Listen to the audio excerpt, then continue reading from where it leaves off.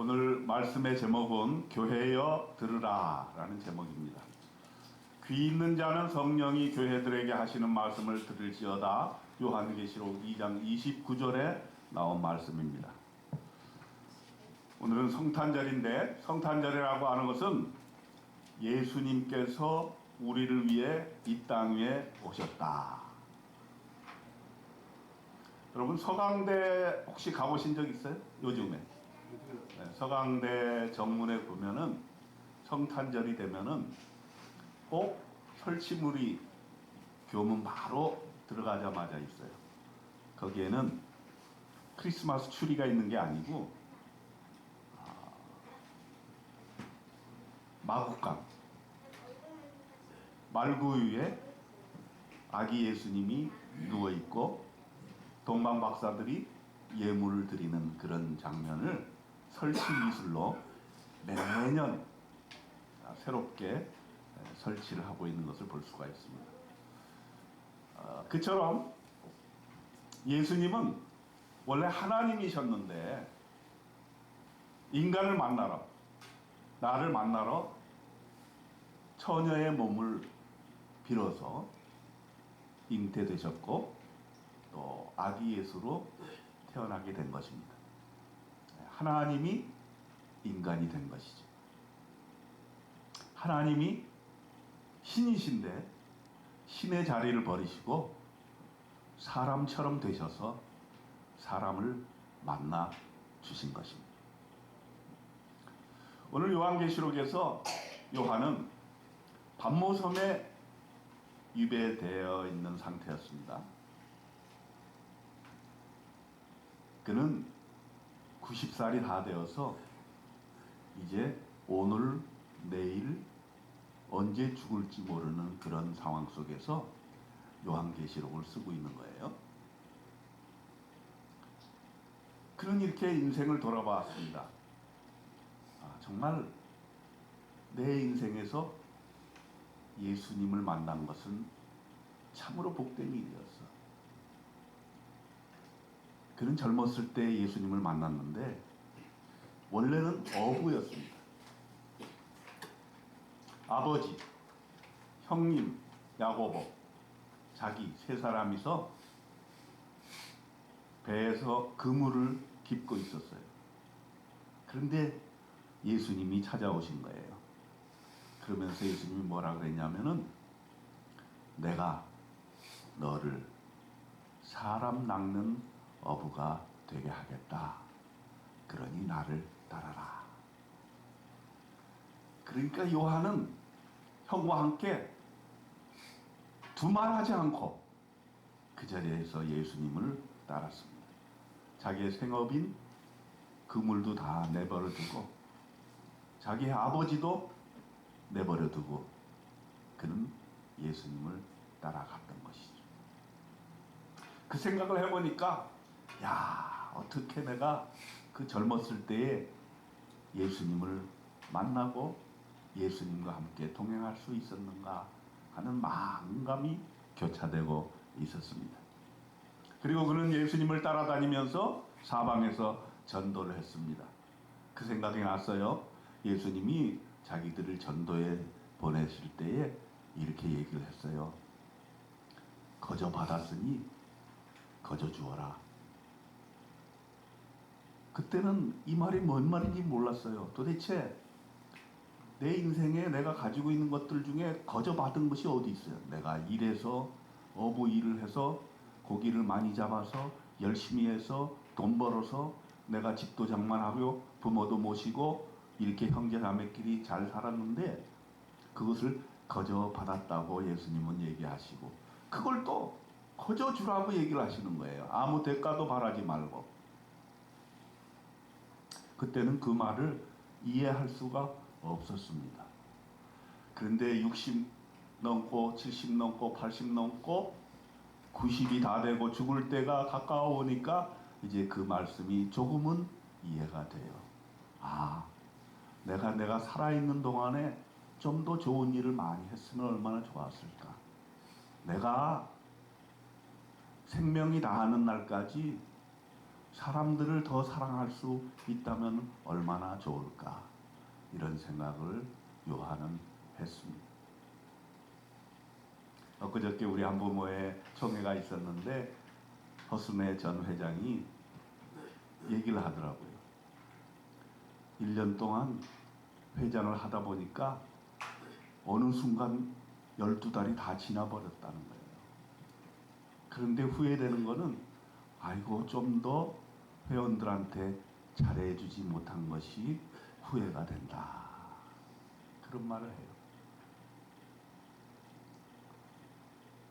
우리 허순애 씨도 내년도 신임 회장이 됐어요. 2026년도 새로운 회장한테 바톤을 넘겨주면서, 아이고 내가 1년 동안 좀 더 많은 사람을 사랑하고 그들을 잘 섬기고 그들한테 많은 것을 좀 주었으면 얼마나 좋았을까, 이런 후회가 남지 않게 열심으로 봉사 섬겨주시길 바라겠습니다. 그러면 축복이 오는 것입니다. 또 그것이 축복된 인생이에요. 아멘. 여러분, 우리가 움켜쥐고 내가 내 인생만 알고 다른 사람을 돌보지 아니하고 다른 사람은 어떻게 되든지 말든지 그냥 나만 잘 살면 된다 하는 것, 그건 복 받은 인생이 아니에요. 나보다 남을 낮게 여기면서 내가 어떻게 하면 손을 펴서 다른 사람에게 냉수 한 그릇이라도 줄 수 있을까라고 하는 삶의 태도를 가진 사람은 그 인생이 복된 인생이 되는 거예요. 여러분, 뭐 가진 게 많다고 주는 삶을 사는 겁니까? 그렇지 않아요. 여러분 주변에 보세요. 베풀고 남을 위해 봉사하고 이런 사람들 보면은 그렇게 극단적인 부자는 없어요. 우리처럼 평범한 사람이 다른 사람을 섬기고 내가 가지고 있는 것을 조금이라도 나눠주는 사람이지. 요한은 그래서 반모섬에 앉아 있으면서, 야, 내 인생 내가 사랑한다고 살았는데 그래도 좀 후회가 된다. 또 예수님을 생각해 봤어요. 예수님이 나와 같이 이렇게 돌아다니실 때 한 번은 고향에를 갔는데 사람들이 와서, 예수님, 당신의 형제 자매들이 와서 당신을 보고자 합니다. 그랬더니 예수님이 하는 말이 이상한 말을 하셨어요. 누가 내 어머니며 누가 내 동생들이냐, 이렇게 반문을 하시는 거예요. 왜냐하면 예수님은 형제 자매가 많았어요. 최소한 7명이 있었을 것이에요. 성경에 나와 있는 남자들의 이름만 해도 형제가 야고보, 요셉, 시몬, 유다, 4명에다가 예수님까지 5명에다가 누이들이라 그랬어요. 그러니까 최소한 2명은 누나가 있었을 거예요. 누나든지 여동생이든지. 그래서 7명 정도는 예수님의 가족으로 있었을 것이다. 그런데 누가 내 어머니며 누가 내 동생들이냐, 이렇게 얘기를 하시는 거예요. 그러면서 누구든지 하늘에 계신 내 아버지의 뜻대로 하는 자가 내 형제요 자매요 어머니이니라, 이렇게 덧붙여서 말씀하셨는데, 90살이 돼서 생각을 해보니까, 내 핏줄을 나눈 내 형제 자매들도 중요하지만 믿음 안에서, 예수 안에서 한 형제 자매가 믿음의 공동체, 믿음의 가족이 되는 것이 참으로 귀중한 일이구나, 이런 생각을 하면서 믿음의 형제들에 대해서 생각을 하게 되었습니다. 그러면서 또 생각을 해보니까 예수님이 자기와 가면서 많은 사람들이 모였는데 그 사람들이 배고파서 5,000명이나 되는 사람들이 먹을 것이 없어서 방황하고 있는 것을 보았습니다. 그때 나를 포함해서 제자들에게 그렇게 말씀을 하셨던 게 기억이 났어요. 야, 너네들이 좀 먹을 것을 주어라. 예수님, 지금 우리가 무엇이 있습니까? 돈이 있습니까? 식량이 있습니까? 이 5,000명이나 되는 백성들을 어떻게 먹일 수 있겠습니까? 그랬더니 예수님께서 그러면 너네가 가지고 있는 것이 뭐가 있냐 좀 가져와 봐라. 어떤 어린아이가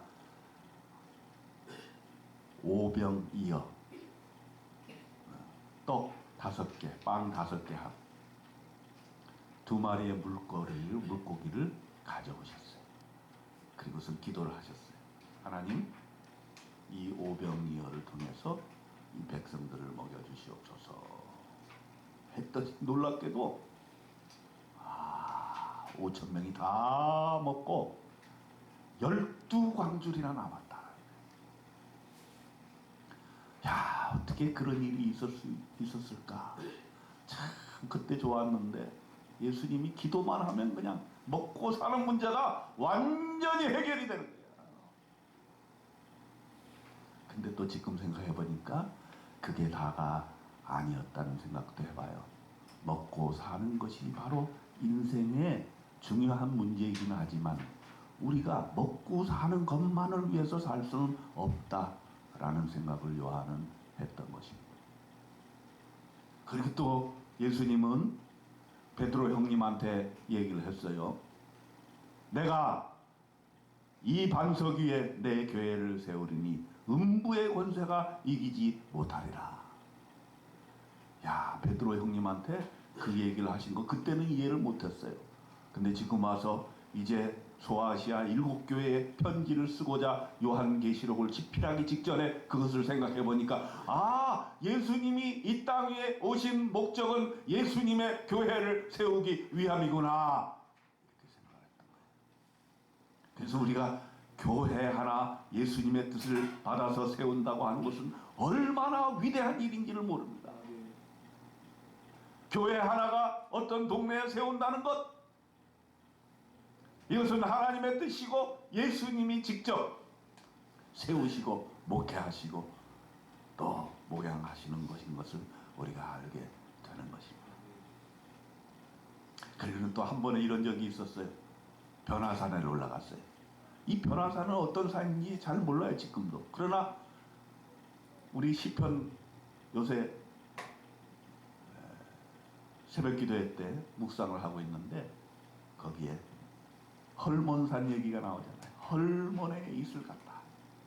형제가 연합하여 동거하는 것은 정말 헐몬산에 이슬이 내려서 주변의 시온산을 적시어 주고 요단 강물을 흐르게 하고 그 요단 강물이 흘려서 갈릴리 바다를 이루고 갈릴리 바다를 이루어서 또 남부 요단강을 흐르고 요단강이 또 사해까지 흘러나가는 그 사막의 땅에 물을 적셔주는 것이 바로 헐몬의 이슬이다. 네, 거기를 올라가서 베드로, 야고보, 요한 이 3명이서 대화를 나누는데 예수님이 하얗게 변하시는 거예요. 흰옷 입은 천사처럼 변화가. 그리고선 엘리야와 모세가 딱 나타나가지고 3분이서 막 말을 듣고 얘기를 하시는 거예요. 재미있게 얘기를 하시는 거예요.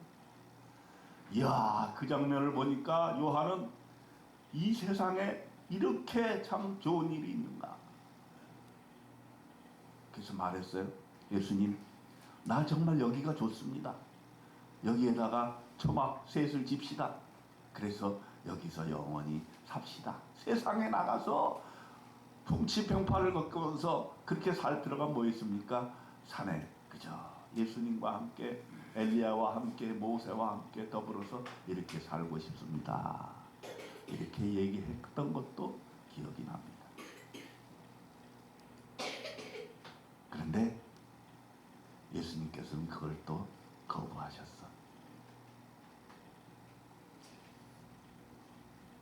그리고 또 이런 적도 있었어요. 지금 창피한 일이지만 지금 생각해보면 그렇게 창피할 수가 없어.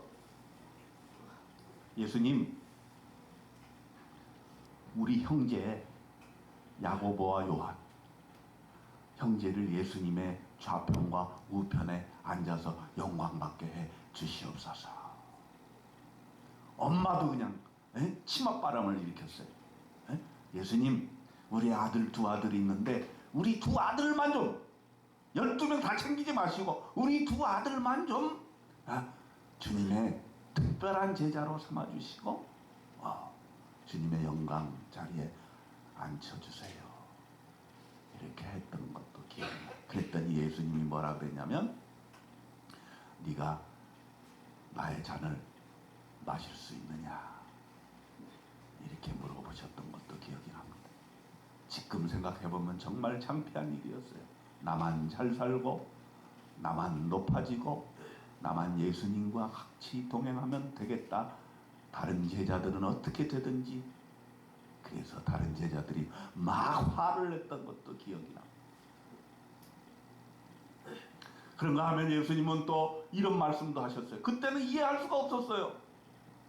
내가 구름 타고 오리라. 그때가 된 천하 만민이 통곡을 하게 된다. 그리고 믿는 자들은 다 끌어올려져서 휴거되어서 예수님을 만나게 될 것이다. 이렇게 얘기한 것도 기억이 납니다. 그때도 이해를 못했고 지금 90살이 돼서 내가 죽을 때가 되니까 이것도 이해는 안 되지만 주님 구름 타고 오신다고 했으니 빨리 와 주시옵소서 라고 기도를 했습니다. 그런가 하면 예수님과 함께 살다가 제자 하나가 배신한 적도 있었다는 것이 기억이 났습니다. 가룟 유다가 배신을 해가지고 예수님을 팔아넘겨가지고 그렇게 애지중지 12제자를 제자 훈련시키고 열심으로 같이 전도하고 열심으로 애를 써서 그렇게 함께 생활을 했는데 그 중에 한 명 가룟 유다가 예수님을 팔아넘겨가지고 체포되게 만들고 그렇게 해서 십자가 사형장으로 끌려가게 된 장면도 기억에 납니다. 사람들이 예수님한테 침을 뱉은 장면도 기억이 납니다.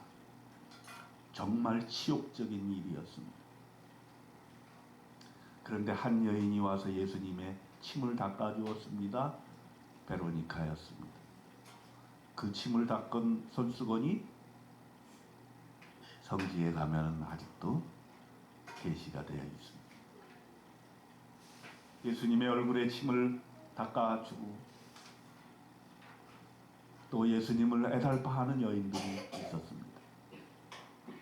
그러나 그렇게 믿었던 베드로마저도 3번 동안 예수님을 부인하고 나는 전혀 예수님을 모른다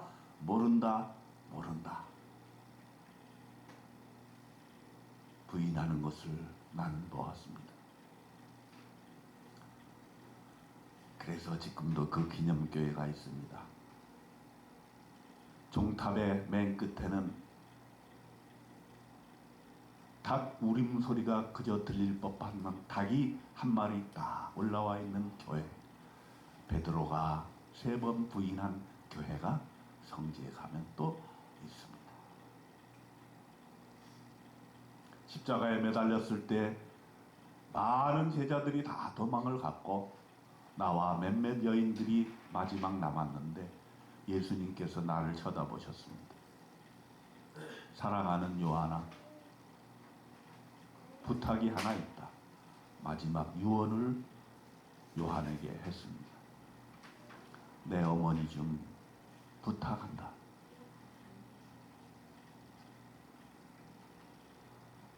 예수님께서는 내 어머니, 내 형제 자매가 어디 있느냐고 말씀하셨지만은 그것은 내 형제 자매를 우습게 여기라는 말이 아니었고 내 어머니와 내 형제 자매들이 귀한 것이고 그러나 예수 믿는 자들은 핏줄을 나눈 내 아버지, 형제 자매들 그것뿐만 아니라 핏줄을 나누지 않은 일반 사회의 형제 자매들까지도 가족처럼 그렇게 생각해야 된다는 사실을 말씀해 주었다는 사실을 그때서야 깨달은 것입니다.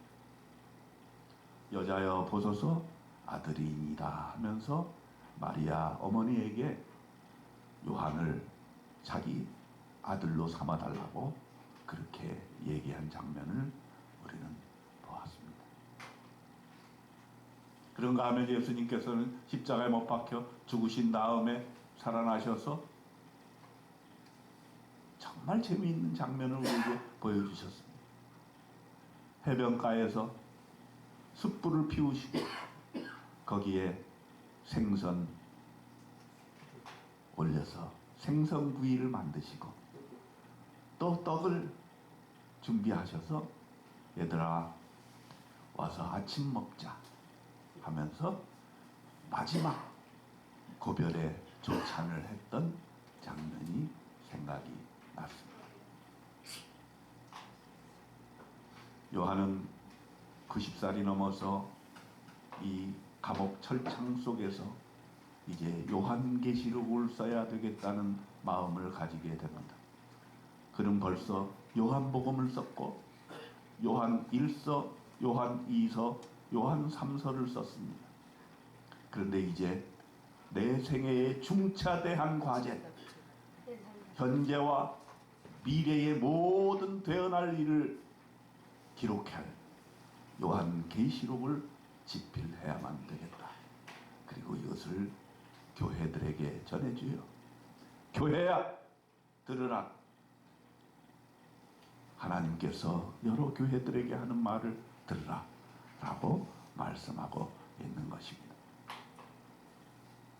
그것의 초점은 무엇이었습니까? 사랑입니다. 사랑입니다. 사랑입니다. 그는 요한 1서, 2서, 3서를 통해서 사랑에 대해서 얘기를 많이 했습니다. 서로 사랑하라. 이것은 그가 예수님의 사랑을 너무도 많이 받았기 때문에, 또 그가 처음 예수님을 만났을 때 첫눈에 반해서 자기의 모든 것을 버려두고 예수님을 따라갔던 제자였기 때문에 사랑이 인생의 모든 문제를 해결해 준다고 믿었고, 그 사랑을 교회들에게 전파하고 너희 교회들이 다 사랑하는 사람이 돼야 되겠다고 말씀하고자 했던 것입니다.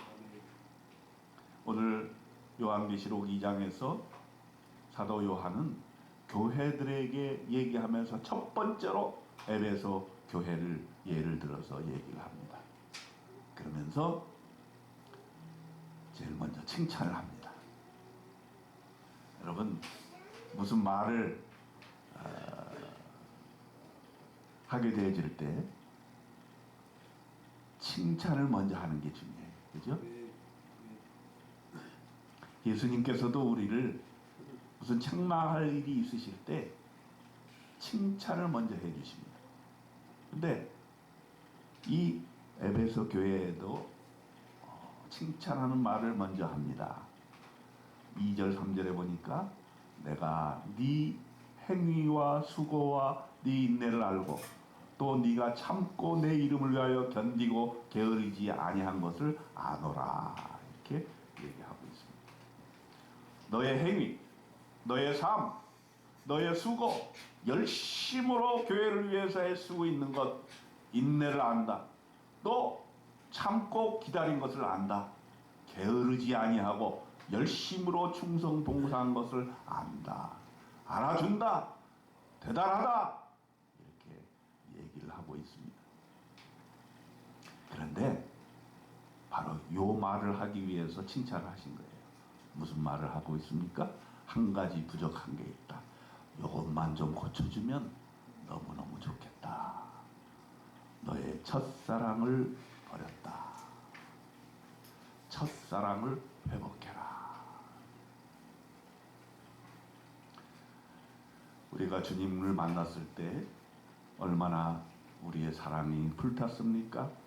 주님을 만났을 때 주님만이 내 인생의 최고이며 주님만 따르겠다고 결심을 할 때가 있었습니다.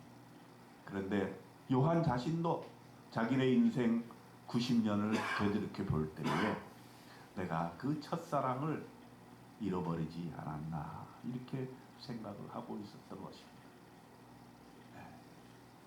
하나님 사랑, 예수님 사랑, 예수님을 믿는 그 믿음 가운데 우리가 우리의 사랑을 세상에 전하게 되어질 때에 교회의 사명을 다 감당할 수 있는 것입니다. 그러므로 요한은 제일 첫 번째 에베소 교회를 향해서 교회여 들으라, 첫사랑을 회복하라, 이렇게 말씀하고 있는 것입니다. 저와 여러분은 이번 성탄절을 맞이해서 우리가 처음 예수님 만났을 때의 그 첫사랑을 회복하는 저와 여러분이 되었으면 좋겠습니다. 사랑에 불타고 사랑을 전하고 사랑으로 하나가 되는 귀한 성도님들 되시기를 주님의 이름으로 축원드립니다. 기도하겠습니다. 하나님 아버지, 예수님 만난 첫사랑을 회복하게 하여 주옵소서.